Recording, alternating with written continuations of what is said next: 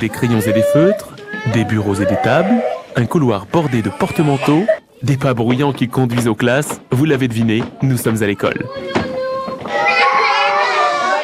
Rajoutons des larmes et des pleurs, des enfants qui ne veulent pas rester et des parents qui ne veulent plus partir. Et vous aurez compris qu'il s'agit de la traditionnelle rentrée des classes. Au premier abord, rien ne saurait différencier cette école de n'importe quelle autre. Au premier abord seulement, car si l'on tend l'oreille, la différence ne tarde pas à se faire entendre.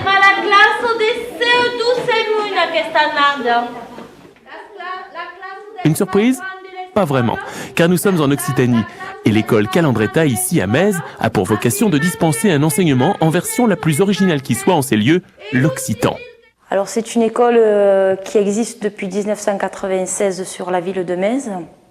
Nous sommes une école bilingue, c'est-à-dire que nous travaillons aussi bien dans la langue occitane que dans la langue française, avec quelques petites particularités. Nous sommes une école immersive, c'est-à-dire que l'immersion dans la langue occitane se fait à partir de la première année de maternelle et ce jusqu'au CM2. Et le français intervient à partir du CE1 avec des cours orthographe, grammaire, conjugaison.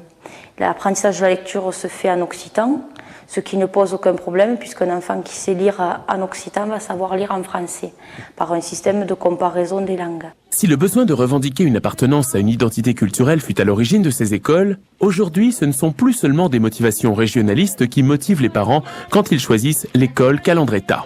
Les parents ont différentes motivations pour inscrire un enfant dans une école calandrette. Donc la première, ça peut être le lien avec la langue occitane, parce que je pense que dans leur plus tendre enfance, ils ont toujours en mémoire mon grand me contait, mon grand-père me racontait telle ou telle histoire. Ensuite aussi un engouement pour la pédagogie que l'on utilise, qui est une pédagogie un petit peu différenciée, puisqu'on part du vécu de l'enfant pour après s'ouvrir vers le monde. Uzok din la clasă de francez ungar. Ne cererem à modrer. Donc au sein des écoles calandrettes, nous fonctionnons avec la pédagogie institutionnelle, donc la pédagogie freinée, qui responsabilise au maximum les enfants, les élèves. Donc chaque enfant au sein d'un conseil qui peut être assimilé un peu au conseil municipal propose, fait des critiques, des félicitations, informe. Et donc à partir de ce conseil, l'enfant va avoir un métier, va avoir une responsabilité au sein de la classe. Ça peut être effacer le tableau, arroser les fleurs, distribuer le cahier. On essaie de le responsabiliser au maximum. Il y a des lois dans la classe. Nous avons une monnaie fictive aussi.